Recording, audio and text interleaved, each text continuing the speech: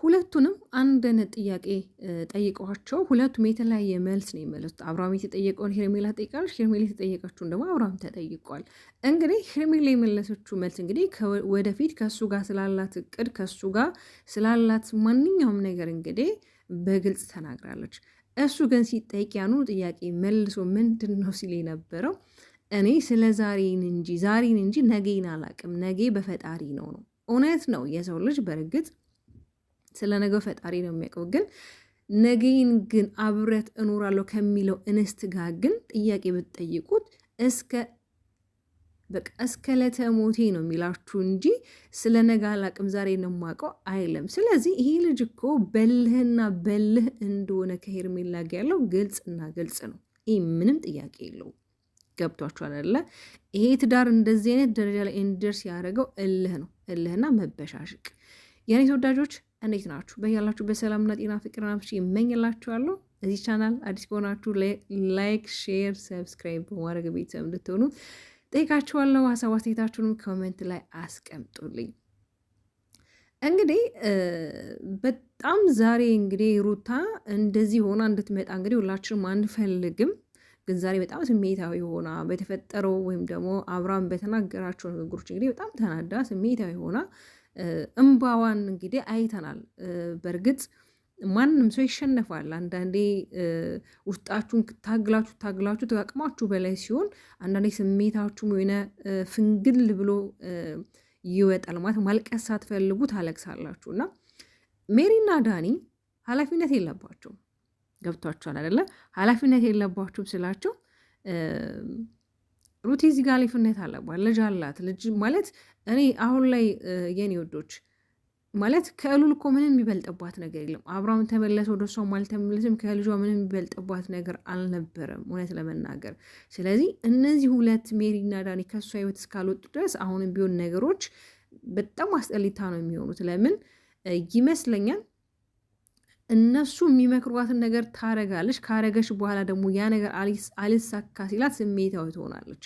ለምን ሩታ በባህሪው ይሄ መልካምነት፣ ግልጽነት የሆነ አላደለ ሰውን ይሄ ላለማስቀየም የራሷን የምጠቀምበት መንገድ አለ። ማለት የራሷን መንገድ ስላችሁ በተለይ እንግዲህ ሜሪና ዳኒን እንደ እህት እንደ ወንድም ስለምታያቸው የሚሏት ነገር ትሰማለች። እኔ እንደዛ ነው የሳልኩትኝ እንጂ ሩታ በዚህን ያህል ማለት የምትበገር ልጅ አይደለች። በጣም ጠንካራ የልጅ አዋቂ አስተዋይ የሆነች እንስት ናት።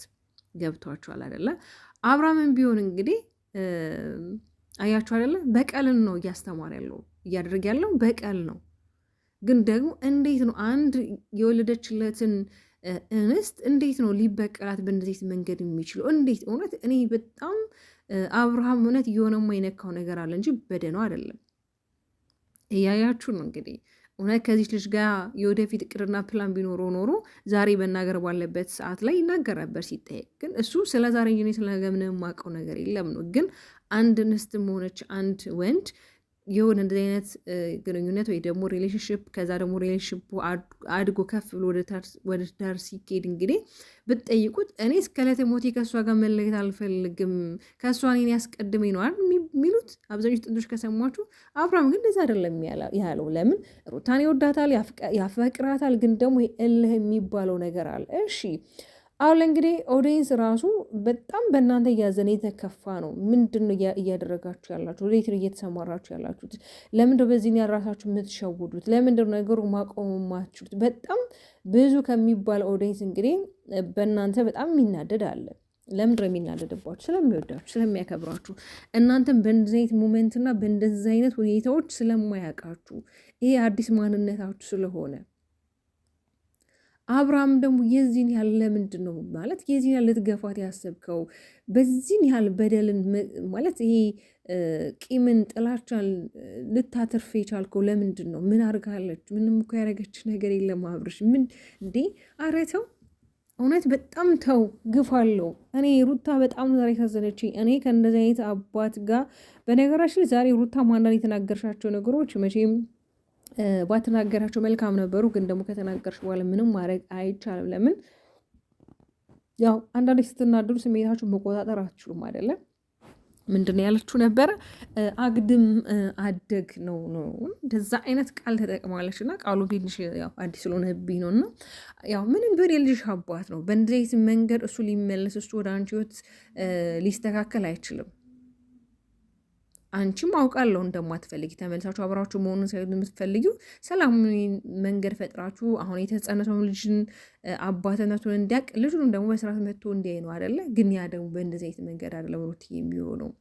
እውነት እኔ አሁን ላይ የሆነ ራሽ ጊዜ ሰተሽ ታይም ሰተሽ ብትረጋጊ ከራስሽ ጋር ብትሆኚ በቃ ነገሮችን እንደዋለ ራሽ ጊዜ የምሰጭባቸው ታይሞች አሁን ቢሆኑ ላለው ለምን እንዴ አንዳንዴ እኮ እንደዚህ ማለት ሰላማችሁን ከምታጡበት ቦታ ላይ ራቅ ማለት አለባችሁ።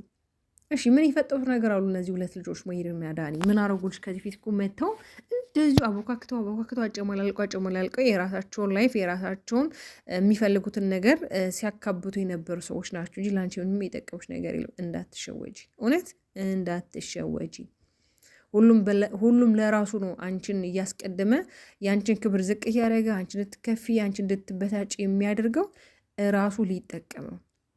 ስለዚህ ሩታዬ የኔ ቆንጆ የእኛን ቆይታችን ማለት ነው እና እምባሽን ማሳየት የሌለብሽ ቦታ ላይ ነሰሹ። ለማን የምታለቅሽው? ማን ደስ ይበለውሽ የምታለቅሽው? ለምን?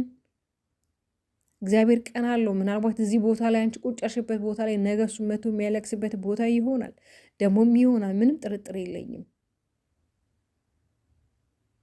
እንዲህ እውነት የኔ ወዶች በጣም የሚገርም ነገር እኮ ነው የተፈጠረ ያለው። በጣም በጣም በጣም በጣም እኔ እንደውም በጣም ሩታ እኔ ትዕግስቷንም በጣም የማደንቅላት በቃ እንደዛ ራሱ የሚሄተ ሆና መለስ ብላ ራሷን አረጋግታ ሀሳቦችን እየሰጠች ነበር። እና አንዳንድ ጊዜ ይሄ እንዴት ነው የል ፍቅር ምንም መሰረት የለው ማለት አሁን ከሄርሜላ ጋር ማብሮ እንደማይዘልቁላችን እናውቃለን። እንዶ ሊዘልቅ እንኳን ቢባል ይሄ ላይፍ የሆነ ቦታ ላይ የሚቆም ወይም ደግሞ የሚቆረፍድ መሆኑ ግልጽና ግልጽ ነው።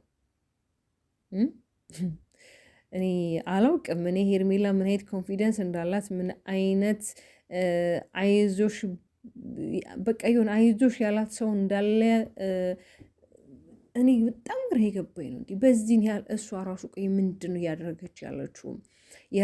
የራሷ ክብር ስሜት ምናምን ያጨናነቃል። ዛሬ ማን ልጅ የለኝም አለች እኮ ፈለፍልልሃለሁኝ በቃ እንዴ ጫጩት ናቸው እንዴ ህጻናቶች? አረ እግዚአብሔር የፈቀደውን ነገር ራሱ በእንደዚህ አይነት መንገድ እንደው ማለት ማውራትም የለብንም። ፈለፍልልሃለሁ ጫጩት ትንሽ አንቺ የምትፈለፊለት ምን ትንሽ አንቺ የምትፈለፊለት ወይዘሮ ሄርሜላ ፈጣሪ አምላክ እውነት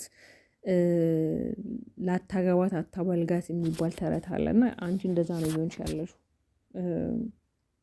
ምናልባት አብርሃም ፌክ የሆነውን ሮማንስ የሆነ ፍቅሮን ሲያሳይሽ እውነት መስሎች ሊሆን ይችላል። ብቻ እውነትም ቢሆን ግን ይህን ይወዱሽ መብቱ እኮ ነው ማግባት። ግን በቃ አግባቡ ባለው መንገድ ሰዎችን በሚያስተምር ነገር ከልጅቷ ህይወት መውተክ የራስህን ህይወት መጀመር እኮ ትችላለህ።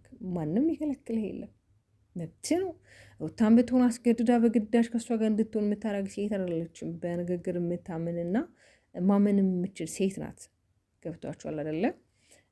ግን አንተ ደግሞ የዚህን ያህል መጓዝ ያለብህ አይመስለኝም። ብቻ እግዚአብሔር መልካም ነው።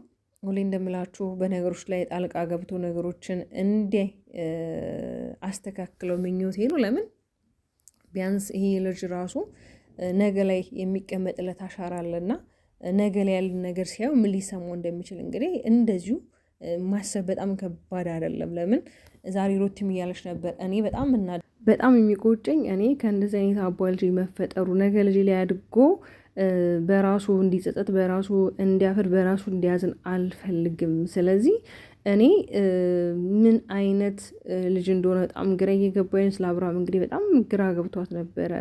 ማለት ከቀን ወደ ቀን እንግዲህ እኛ የምናየው ነገር በጣም እያስጠላበት በቃ ነገሮች በጣም እያስጠሉ ነው አይደለ? ግን ደግሞ አንቺ ደግሞ መልካም ጀግና ትሁት የሆነች እናት አለሽ የሚኮራብሽ ማለት ነው።